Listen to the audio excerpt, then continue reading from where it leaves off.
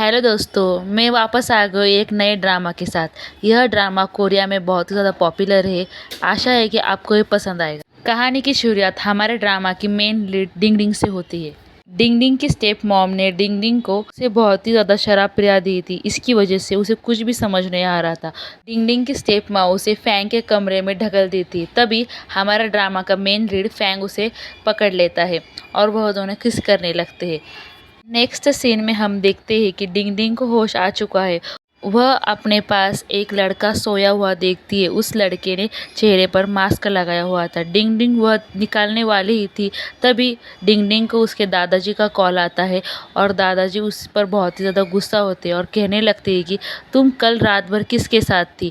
यहाँ पर तुम्हारे डैड बहुत ही ज़्यादा गुस्सा हो चुके हैं और तुम्हें अपने प्रॉपर्टी से बेदखल करने वाले। यह बात सुनकर डिंग डिंग के पैरों के नीचे ज़मीन ही खिसक जाती है। वह जल्दी से अपना सामान लेकर निकल जाती है। वो पीछे मुड़कर देखती है कि वह लड़का कौन है। उसे जानना था, लेकिन दादाजी की वजह से वह जल्दी से अपना सामान लेकर बाहर निकल जाती है। तभी हम देखते हैं कि डिंग डिंग के पापा ने उसे घर आने से मना कर दिया था और उसे यहाँ से रुकने के लिए भी मना कर दिया था। तभी दादाजी उसके कहते हैं कि तुम अब्रॉड चली जाओ। तभी हम देखते हैं कि वहाँ से वह मास्क लगाया हुआ लड़का फैंग जा रहा होता है और वह अपने सेक्रेटरी से बात कर रहा होता है कि कल रात जो लड़की आई थी उसका पता लगाओ, वह कहाँ पर है, उसे जल्दी से जल्दी ढूंढो।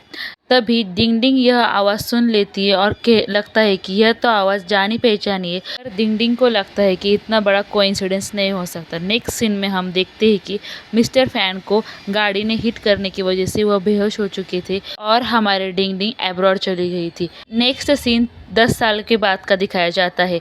डिंग डिंग इंडिया वापस आ चुकी थी अपने ट्रिपलेट के साथ। उसके तीनों बच्चे ही बहुत ज़्यादा क्यूट थे। पहले का नाम रो था, दूसरे लड़की का नाम मोमो था, वो तो बहुत ज़्यादा क्यूट थी, और हमारे तीसरे लड़के का नाम ली था। नेक्स्ट सीन में हम देखते हैं कि तुम तीनों बच्चे यहाँ पर रुको, मैं जल्दी से अपना काम कर कर वापस यहाँ पर ही यहाँ से कहीं मत जाना, मैं जल्दी से आती हूँ। हम देखते हैं कि वह तीनों बच्चों में से रो कहता है कि मैं जल्दी से जल्दी अपने पिता को ढूंढ लूँगा। मुझे लगता है कि मिस्टर फैन ही मेरे पिता है।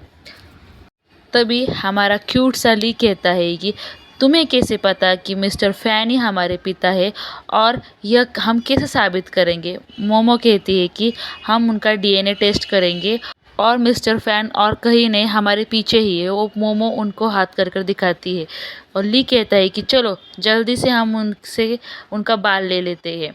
नेक्स्ट सीन में हमें दिखाया जाता है कि मिस्टर फैन बहुत ही ज़्यादा परेशान होते हैं क्योंकि उनके कंपनी का हॉल बहुत ही ज़्यादा ख़राब होता है।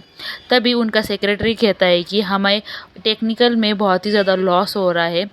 तभी ली वहाँ पर आकर कहता है कि आपको कोई परेशानी है तो मुझे बताओ, मैं वह सॉल्व कर दूँगा, मेरा आईक्यू बहुत ही ज़्यादा है। तो सेक्रेटरी कहता है कि ये बच्चों का खेल नहीं है, बच्चों को नहीं आ सकता। तो ली कहता है कि दिखाओ तो मैं सॉल्व कर लूँगा। मिस्टर फैन कहते हैं कि सेक्रेटरी ली को दिखाओ। तो ली चुटकी में देखकर बता देता है कि इसमें प्रॉब्लम क्या है और कैसे सॉल्व करना है।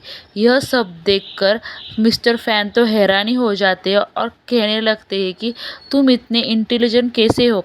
तो वह कहता है कि मैं बचपन से इतना ज़्यादा इंटेलिजेंट हूँ। और मोमो उसकी बहन कहती है कि यह मेरा भाई बचपन से बहुत ही ज़्यादा टॉपर रहा है। मिस्टर फैन उसे अपनी कंपनी में जॉब करने की ऑफ़र देता है।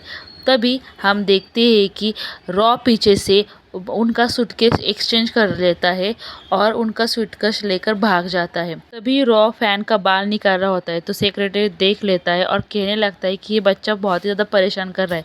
तभी हमारी मोमो सबसे बचने के लिए रोने की एक्टिंग करने लगती है।